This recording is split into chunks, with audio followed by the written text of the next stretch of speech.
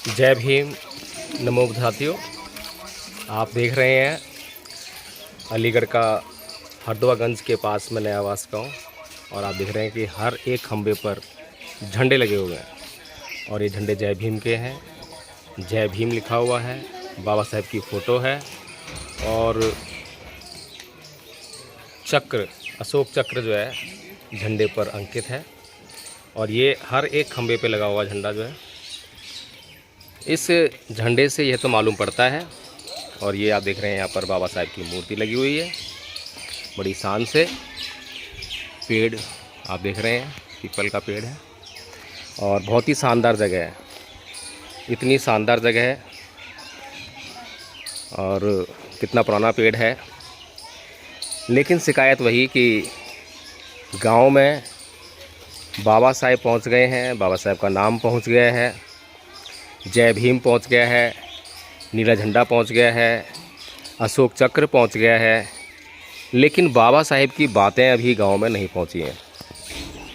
बाबा साहेब की बातों से, बाबा साहेब की विचारधारा से, बाबा साहेब की 22 प्रतिज्ञाओं से यह गांव अभी भी महरूम है। और जैसा कि जहां पर भी हम जाते हैं, जिस गांव में जाते हैं, जिस एरिया में जाते हैं, वहाँ की जो परिस्थितियाँ हैं, मिशन मूवमेंट का जो हालचाल है, उसका जायज़ा आपको देने का प्रयास करते हैं। और प्रयास यही है कि 2024 में बड़ा शोर हो रहा है। अब भारतीय जनता पार्टी की फिर से सरकार आने की उम्मीद सबको नज़र आ रही है। और जितनी मेहनत आरएसएस ने की है, जो ज़मीन तैयार की है, उसका जो रिज़ल्ट है वो तो आएगा ही, निश्चित तौर पर आएगा उनका रिज़ल्ट जो है। महागठबंधन भी तैयार हो गया इंडिया नाम का, लेकिन क्या ये इंडिया नाम का जो गठबंधन है नरेंद्र मोदी को रोक पाएगा? क्या भारत में नरेंद्र मोदी के सामने कोई प्रधानमंत्री का चेहरा प्रस्तुत कर पाएगा? यहाँ से बहुजन समाज की नेता बहन कुमारी मायावती वो गठबंधन से दूर हैं, वे अपने दम पर चुनाव लड़ने की तैयारी कर रही हैं। लेकिन खैर, इस गांव में जो हम दिखाने का प्रयास कर रहे हैं कि इस गांव में जो मिशन मूवमेंट है, ये बाबा साहेब का जो नाम है, ये बाबा साहेब का नाम जो है एक जाति वर्ग से जोड़कर एक जाति समुदाय को इकट्ठा करने के तो काम आता है, लेकिन जो सांस्कृतिक परिवर्तन जिसकी बात बाबा साहेब करते थे वो कहीं दूर दूर तक नज़र नहीं आता है। तो यहाँ पर भाई साहब बैठे हुए हैं, जब चर्चा करते हैं। इसी गांव में रहने वाले हो भाई साहब? तो क्या करते हो? कंपनी में जाओ। तो बाबा साहेब की मूर्ति नीचे आप बैठे हो, कुछ जानते हो इनके बारे में? हैं? थोड़ा ज़ोर से बोलो, थोड़ा सा। कुछ नहीं जानते जी? तो देखिए, यही है प्रॉब्लम जो है कि हम लोग जो मिशन मूवमेंट चला रहे हैं, मिशन मूवमेंट हर एक गांव में एक टीम होनी चाहिए जिसकी ट्रेनिंग होनी चाहिए, जो कि ऐसे स्थानों का जो सदुपयोग कर सके। अब ये जो स्थान है, यहाँ पर आप देख रहे हैं कि इतना अच्छा स्थान यहाँ पे मिला है समाज को। अगर इसका सदुपयोग किया जाए तो यहाँ से जो है, जो सांस्कृतिक परिवर्तन की जो लहर है वो चलने लग जाएगी। पूरे गांव में, हर घर में बाबा साहेब की फ़ोटो मिल जाएंगी। लेकिन भगवान बुद्ध नदारद हैं, बुद्ध का धम्म नदारद है, और उनके घरों में जो है वही खाटू श्याम और शेरा वाली माता, कोई जहार पीर, कोई कुछ, वही जो जहाँ से बाबा साहेब ने निकालने का भरसक प्रयास किया।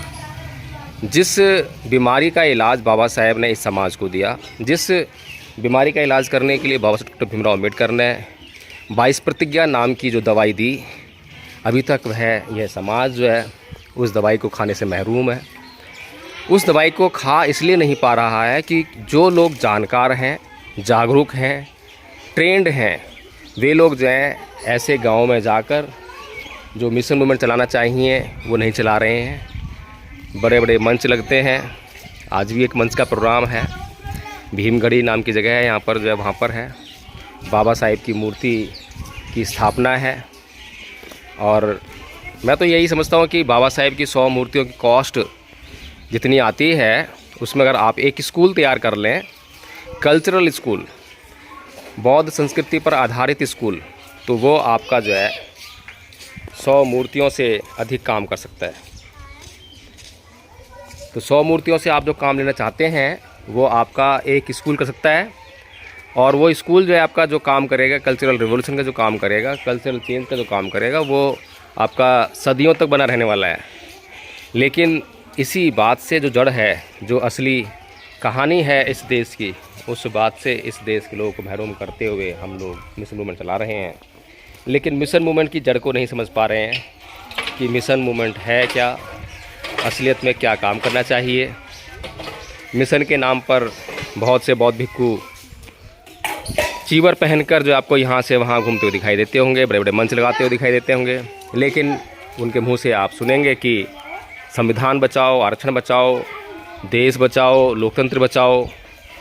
मतलब ये है कि बौद्ध भिक्षुओं का काम जो है धम्म को बचाना नहीं है, धम्म का संरक्षण देना नहीं है, धम्म का प्रचार प्रसार करना नहीं है, उनका काम जो है देश चलाना हो गया है। तो जब ऐसी हालत में भिक्षु संघ पहुँच जाए, भिक्षु पहुँच जाएँ, भिक्षुओं के भीतर जो है जो सामाजिक जो बातें हैं वो घर कर जाएं, उनके भीतर जो है राजनीतिक लालसा पैदा हो जाए, तो हम समझ सकते हैं कि फिर धर्म का काम नहीं हो सकता। जो लोग, जो बौद्ध भिक्षु संविधान बांटने का काम कर रहे हैं, बल्कि बांटना नहीं, मैं कहूँगा बेचने का काम कर रहे हैं, कीमत ले रहे हैं बाकायदा, और वो संविधान को बेचकर जो है संविधान बचाने का काम कर रहे हैं, जबकि उनका काम होना चाहिए बुद्ध है धम्मा बांटना, धम्मपद बांटना। धम्मपद मैं कहता हूँ कि भारत के संविधान से कहीं ज़्यादा बड़ा है, बहुत ज़्यादा मूल्यवान है। भारत का संविधान, मैं बार बार कहता हूँ कि आपका जो है तुरंत समस्याओं का हल देता है। जो कानून है वो आपकी जो समस्याएं हैं उनका तुरंत समाधान है। लेकिन जो धम्मपद है, धम्म है, वो आपका जो है स्थायी समाधान है। इसलिए स्थायी समाधान की तरफ में बढ़ना चाहिए साथियों। फिर मिलेंगे।